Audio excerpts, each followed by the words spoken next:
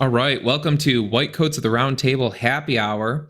So I think the last bonus episode we did, we called it Happy Hour, but it was 11 a.m. So it was actually coffee happy hour. But today Yeah. I come prepared. John, I am drinking a nice bourbon. So I guess I'm truly holding to the ideals of happy hour for today's episode.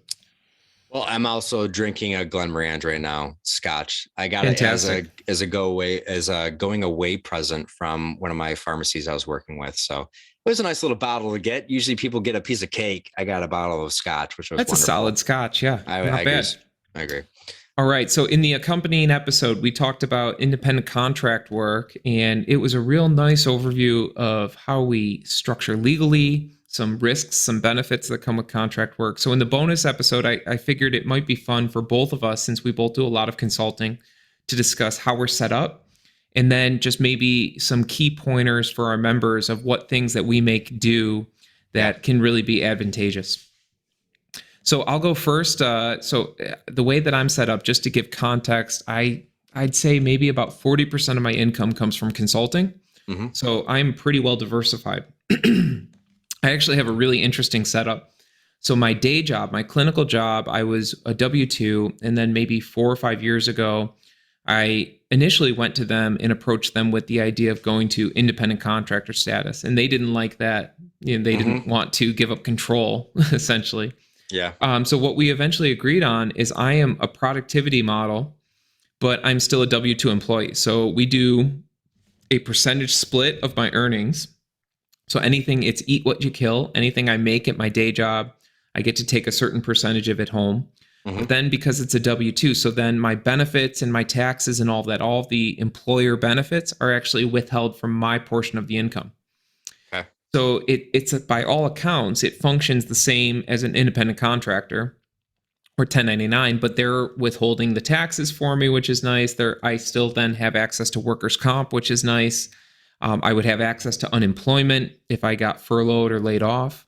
So especially in light of the past 2 years with COVID, I'm feeling even better about my current setup, because I think I have the best of both worlds, where I get a lot of the flexibility that comes with not being a salaried employee. I can come and go as I please because I don't have, PTO. I don't have all of that. But then I still have the protections of W-2. So that's my day job.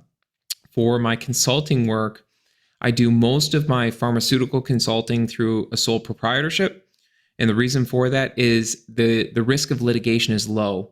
If I'm giving drug talks, the likelihood that I'm going to get sued for giving a drug talk is probably pretty minimal.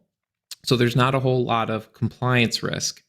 And really the benefit with, LLC or going S Corp is the fact that you can limit your liability, you can shield your personal assets. So at least, my current, setup is based on my accountant feeling like the extra complexity of setting up an LLC for pharmaceutical speaking just wasn't worth the extra headache. So all of my precepting, my teaching at the colleges, and then all my pharmaceutical consulting is done just through a sole prop. Mm. And that makes it nice and easy, because then everything is still just is done on my personal income tax. But then even for expense tracking, we talked about Everlance in the episode. So I love Everlance. I know you use QuickBooks, but it's Hmm. really nice for expense tracking. I don't have a separate business account or a separate business credit card. I do everything through my personal credit card, and the reason Huh. for that is I'm sole prop, so I can. Yeah. But my personal credit card is a Southwest Rewards card, Of and course. Yeah. my goodness, I rack up the points, because Yeah. if I go on a trip and I do consulting work out of town, I'll put several $100s worth of reimbursable expenses where the company will pay me back for those expenses. I'll put $600 to $800 on the card. So I Mhm. rack up a lot of points for Southwest. I could set up a separate card. I could get a business credit card and Mhm. then have a whole separate account and do all my business expenses through there and still get the Southwest points. Mhm. But with the sole prop, why? I don't Mhm. need to. I like keeping it simple. I think it is good for people to keep business and personal expenses separate. But with Everlance, I'm able to track it all anyway. So anytime I have a business expense, I'm able to immediately document it on my phone. And through that means I can keep it separate. I'm not having to go through my credit card statements trying to figure out what's business, what's personal. Yeah, that's actually one of the points that my CPA said is like, listen, you open up that account and make sure, even if you're taking your personal money, personal income from your W-2 job, funnel it into the business account and pay everything through there. Because that's the issue I come up with the LLC. But I mean, Yeah. I Well, digress. I and I digress. would assume the big reason to do that is just you want all your expenses. Your ins are less important, but your outs need Yeah, to all be going through the card just so it's easier to track. it's easy. That's all it is. It's Right. just easier. Where if you have a good system, whether you're using Everlance, whether you're using QuickBooks, you don't Mm-hmm. need to do that, Mm-hmm. but you have to be organized. Right. Because if you're mixing in personal and business and you're not tracking it appropriately, it can get messy. Mm-hmm. So that's my so my sole prop is my consulting work, which at this point is the big chunk of what we're doing. This podcast, and then a little bit more educational stuff that's not involved with the schools is under a sole proprietor or a single member LLC. Mm-hmm. So eventually down the road, I may just switch all of my consulting work that's currently under sole prop under this LLC, Mm-hmm. just because if I already have the LLC up and running, it makes sense to do it. But there's not really any benefit to do it other than just consolidation to keep everything simple. Because Mm-hmm. once again, they're both pass-through entities. So the tax benefits are roughly the same with both. And this is why I get so annoyed if you go onto, social media groups. People make it sound like independent contracting and having an S corp is like some magical formula that just makes you invincible or makes you, pay zero taxes. And the tax benefits that come from contract work are there if you're a sole prop. They're there if you're an LLC. They're there if you're an S corp. Now, S corp maybe has some additional that we talked about in the podcast where you can have some dividend payments and then you can pay yourself as an employee. But that's extra complexity and extra compliance risk as well. For what I do, I don't want to mess with that. Mm-hmm. The other big reason that I go sole prop is my day job actually pays me more than 113,000 or whatever the social security limits are. So the self-employment tax on consulting work is 15.3%, and that's because you have to pay social security and Medicare. Social security though is only on your first, I think it's $113,000 of income, and then it stops. Mm-hmm. So if you are making more at a W-2 job, if you're making more than 113, then you're already paying all of your social security through your W-2. Mm-hmm. What you do in consulting, then you're not going to have to pay social security. You'll still have to pay Medicare. That doesn't phase out. So when you get above a certain income level, Mm-hmm. the benefits of going to an S corp are less because my day job is paying me enough that I'm already getting hit with that full social security tax. So I have less ability to reduce my taxes that way.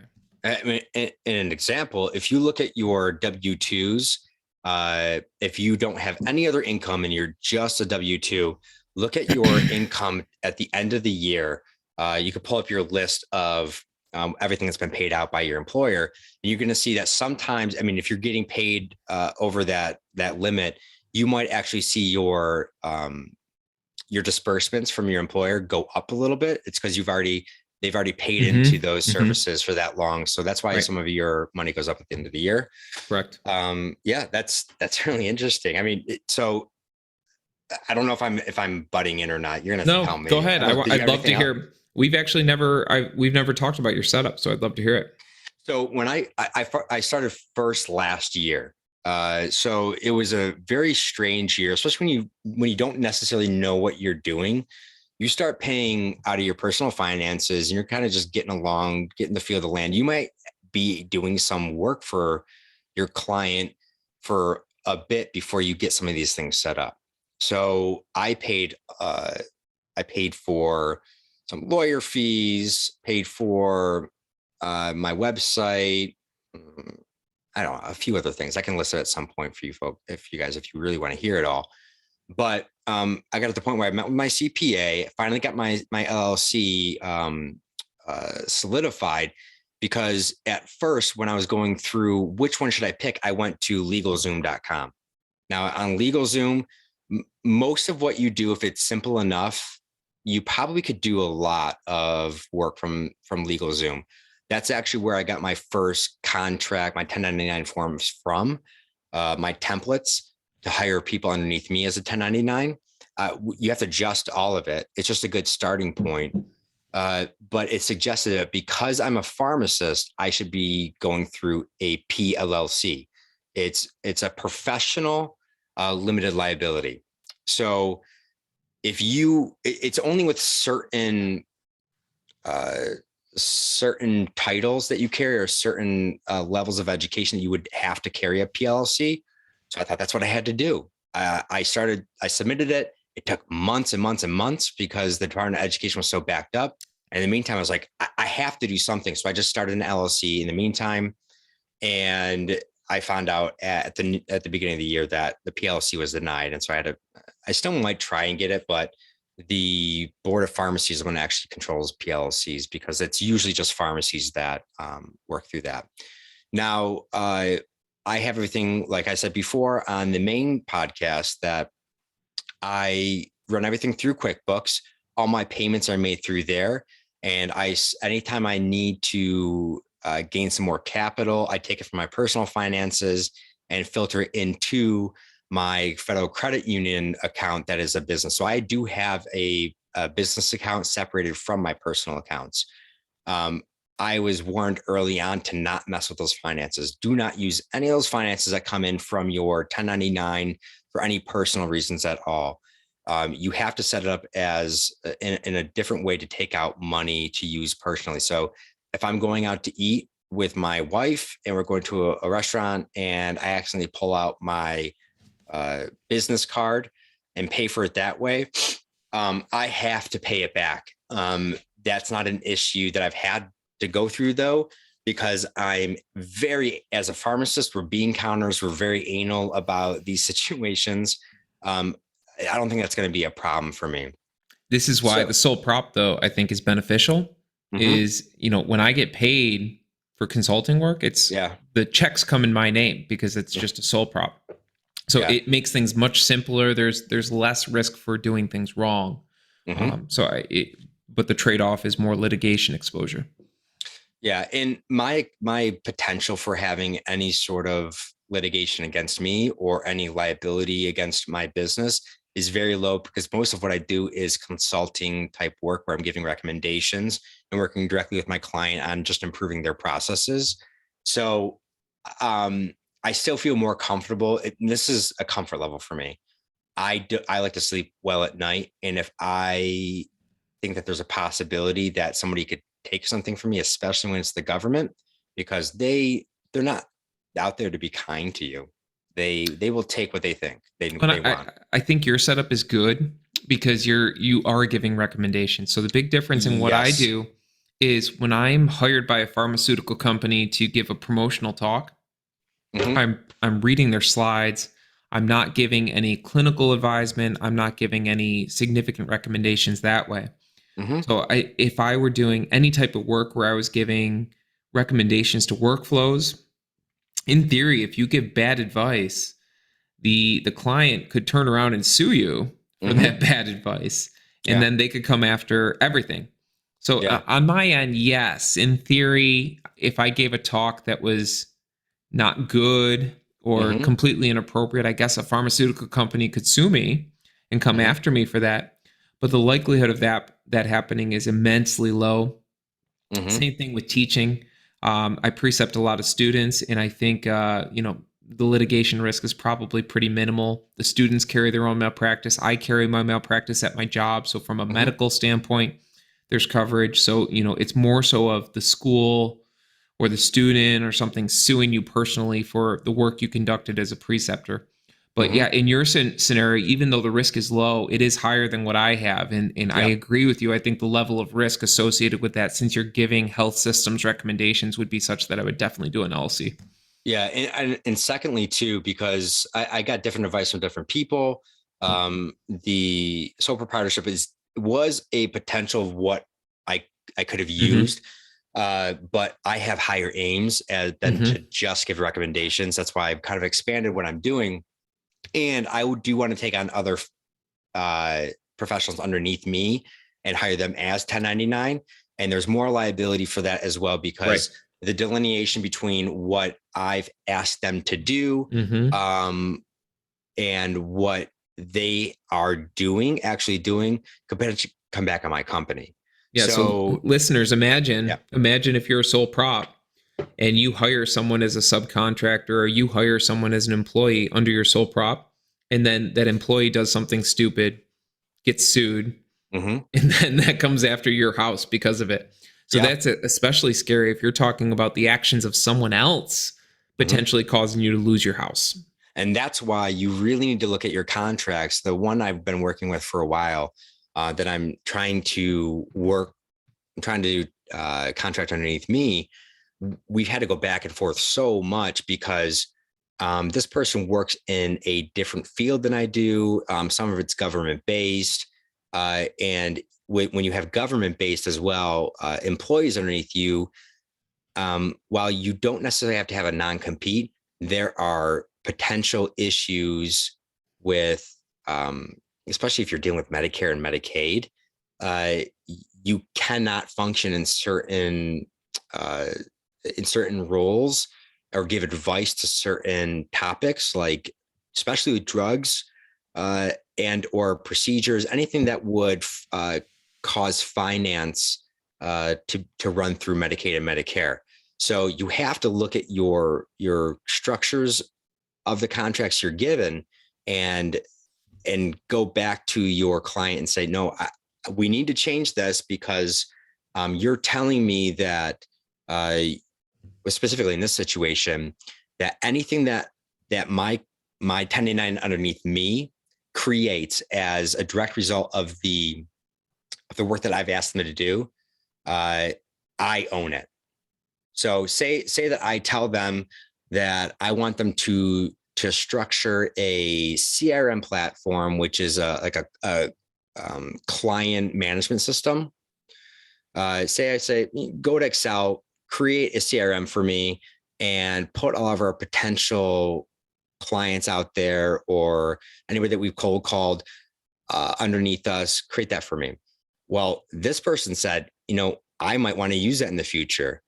And I don't want you to just own everything that I do. I want to own some of it. So I went back and said, yeah, that's perfectly fine. We can actually have equal ownership where we can take any project that you do, and we both can own it and say, I can use it for my purposes. You can use it for yours. So you can structure it any way you want to, which is wonderful. You have free reign to do that as your own owner of your company. So personally, I do not make even anywhere close to the percentage that you make as a contractor, as opposed to your W-2. I'm currently building my business, and actually my major client that I'm working with right now, I don't actually even charge them for a lot of work that I do, because it's a lot of it is experimental, and I'm trying to build a base of what I'm able to offer other folks, and they're giving me the benefit of using their facility as a training ground, as a place that I can build my business underneath them. So although I'm not making a lot of that money, it's worth it to me in the opportunity that I have with them. Now that's going to grow. So if you're looking to if you're looking to start something new, it doesn't have to be directly what Mike's doing, where you're making a ton of money underneath this one side and going back to your employer and saying, hey, I think I want to work to a productivity model. It doesn't need to be that intense. It could be as simple as what I'm doing, is starting something and just seeing what happens with it, and just making sure you're not liable while you're building your business. I'm slower to do it than how Mike's had a lot more time to build his over mine. And at some point, Mike, I want to know, and I want to hear about how you negotiated those, like what those negotiations looked like, how you got to the percentage you went to, how you got to, and how you landed on it. What, was it tense at all? Did it put you in a straining relationship with your employer at all? Those are all good conversations, because once money gets involved, you may have a different relationship with that person that you had before. I can tell you that's what happened with my end. My client came back to me one time when I billed them a significant amount, and they said, whoa, I was not expecting that type of bill for this. I said, well, this is the work that I did. This is the work that you asked me to do. And I fulfilled that work. It took me this many hours to do it. Like, well, I didn't expect that. Can we work out something? I said, yes, we can work out something. So we worked out a different billing structure. Um, Mike, this is happy hour. So let's get a little bit more specific with money. I'm not going to talk directly what I make, but I will give a range. Speaking on a pharmacy consulting side, the hourly rate that is a good range, depending on what you're doing, what business you're in. And I've had this confirmed by many marketing firms that ask me to help them with some of their research, ask me just to ask me questions, interview me. The rates that you're going to find in my field are going to range anywhere from 200 to 250 an hour. But that work is going to be extremely specific. It doesn't mean that the time that you spend in a meeting, if you spend an hour meeting with somebody, that you may not be able to bill for an hour. If you're, let me give a specific scenario with policies and procedures. I spent an hour at a table with nursing staff, with the medical director, the executive director, and I said, these are the policies that we need to look at. We spend an hour or two sitting there just discussing what we need to do. Well, I'm not billing them 2 hours of my rate to sit there and talk to me about what we might need to do. Now, that's how I handle it. That's a personal thing. You may say, that's 2 hours out of my day. You're paying me that 2 hours. It all has to do with the relationship with your client. This isn't always going to be that case, but you get to bill it out how you want to, and you could break it down however you want to. If you use a lawyer when you start out your LLC, you're going to see line by line. It took me 10 minutes to research this topic. It took me 5 minutes to write this paper. It took me 2.5 minutes to do this signature. I am not joking. That is how specific they get to. And if you've dealt with lawyers, you know that's how it works. So you can structure it like that, or you can be a little bit more free like me, whatever you're comfortable with. So I'm excited that it's starting off this way. I can't wait to see it build, but that is quite a bit of money. When you finally get to bill 5 hours and you're getting $1,000 or $1,500 for 5 hours worth of work, you're like, holy crap. Like the potential to make money, if people find what I do valuable, the sky is the limit. And we're going to talk more and more on this podcast in the happy hour, specifically of different ways that you can make money as a healthcare practitioner that is off the norm, not working in patient care at all. I'm talking marketing, networking, working with farmer groups just to look over their slide decks. And Mike, we're going to have rich happy hour topics, that's for sure. So just to tack onto that, just because I think with happy hour, we do want to give more details and certainly share more of our personal experience. For consulting, just to give point of reference for everybody, my rates generally range from 200 to 350 per hour. So, you get what you get. So not everybody is going to pay you, the grade A top premium hourly rate. So sometimes you'll take lower. Sometimes you'll take a lower rate and know that you're just going to be very limited in terms of the scope of work that gets done. I've done that on several occasions where, for pharmaceutical speaking, the rate may be low, but the company is reputable. The company has a very good, product line or a good, development pipeline. So I'll stick with them as a speaker, as a consultant, but then make sure that I'm not spending tons and tons of time with them. I will only do work that doesn't require travel, or I'll only do work if nothing else shakes out. But yeah, about 250 to 200 to 350 an hour, depending on the circumstance or the situation. So I think let's wrap it up with this. Let's give our thoughts on if someone is looking to maximize tax benefits or maximize the benefits of independent consulting. How would you go about it? So here's where I'll start. I think if you are someone that is working in a clinical setting as a W-2 employee, I would urge you to consider precepting for a couple different reasons. One being, go listen to our episode on precepting that's released recently. I think precepting is a really important thing. It's very valuable. It makes you a better clinician. It contributes to the future of medicine. But more and more schools are paying preceptors. So I get $750 for every student that I take.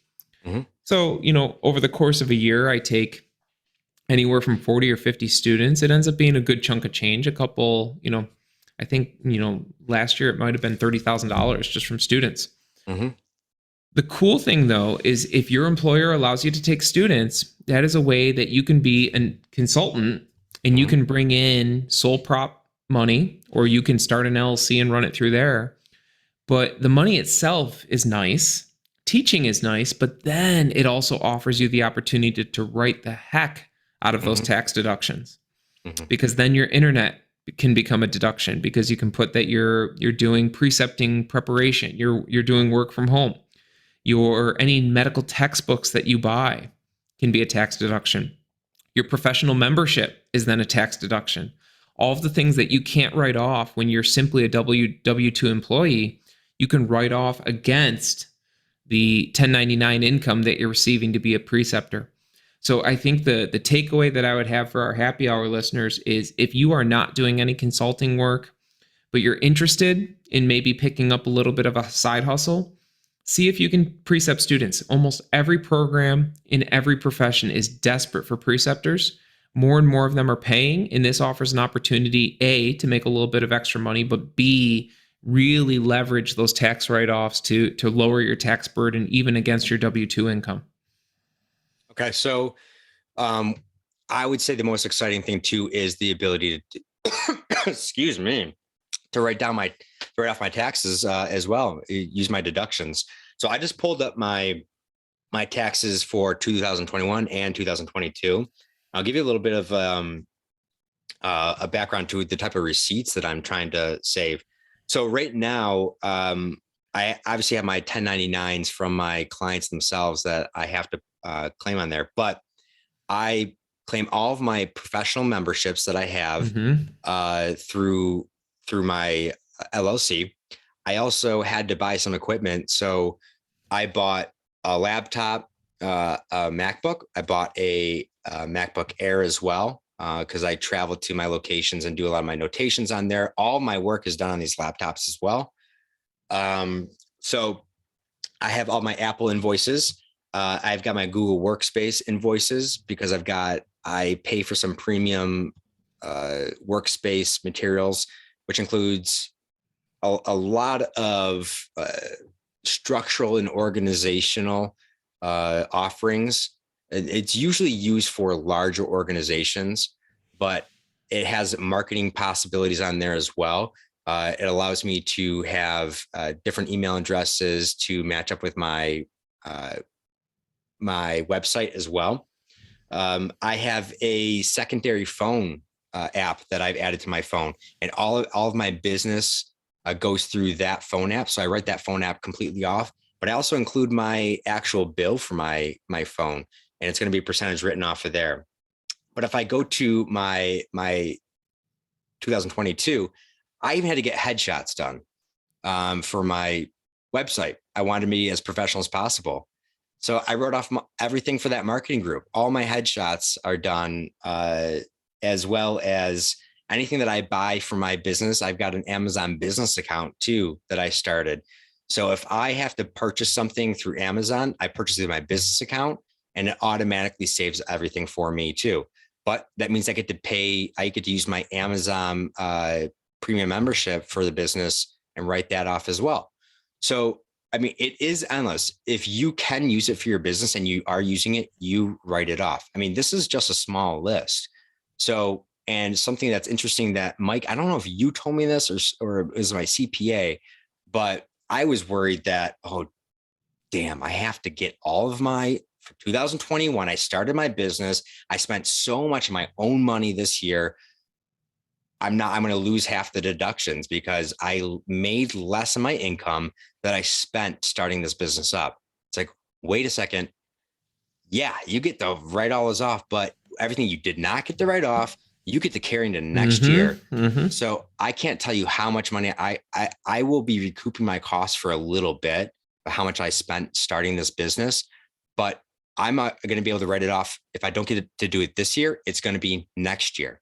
So don't worry about everything that you are writing off, or worried about, am I spending too much money? Am I not going to recoup it in my taxes this year? You will be able to use them in years to come. Now, again, this is happy hour. We can be a little bit more loose and explain a little bit more. But at the end of the day, we are not CPAs. So your CPA is going to help you go through this much more than we can. We just want to make sure that you're aware that you should get one. Find a CPA, find a financial advisor. That's something that we're going to have an episode all about financial advising. But I mean, it's all very exciting. I think that what we need to do, guys, is over on the Facebook or the Patreon, please submit any questions about this that we can go deeper into. Mike and I could have spent hours and hours talking about how to structure your contracts and give you many more examples, much more information. But we need to know what you need to know. Okay. If we miss something and we talk about this later, we'll have another podcast about it. But let's talk, ask questions, give us more information as to what subjects you need to get covered about our experiences, and we'll be free and open and honest with you about it. But I mean, it's a pleasure. I can't wait to talk to you guys more about what's on your mind, and hopefully more happy hour events. Maybe in the future we'll have you guys on and we'll share a drink together, and maybe we'll interview some of you guys too. I like that idea. All right. Well, it is bedtime. We're coming to 12 a.m. here. It is Easter tomorrow, and our kids are going to be up at the butt crack of dawn. Sometimes it's been 4:30 in the freaking morning. Oh man, it's going to be a rough day if that happens tomorrow to you. I mean, unless of course you have Haldol ready in your cupboards, like some people. Benadryl, maybe. I don't know about Haldol. JK, everybody, that doesn't happen in my house. But all right, everybody. Thanks for visiting the happy hour for the White Coats at the Round Table. Hope to see you with a drink in hand, or I don't know, maybe an IBC root beer, whatever fancies your or tickles your tongue. That sounds weird. I'm never going to say that again. Tickles your fancy. We might have to scratch that one. Sarah, who's our producer, is going to have to filter through these and make sure that John doesn't make an ass of himself. So, okay. This is me wrapping up, everybody. Great talking to you. Hope to see you over on Patreon and the Facebook group. Have a great night, everybody. Bye.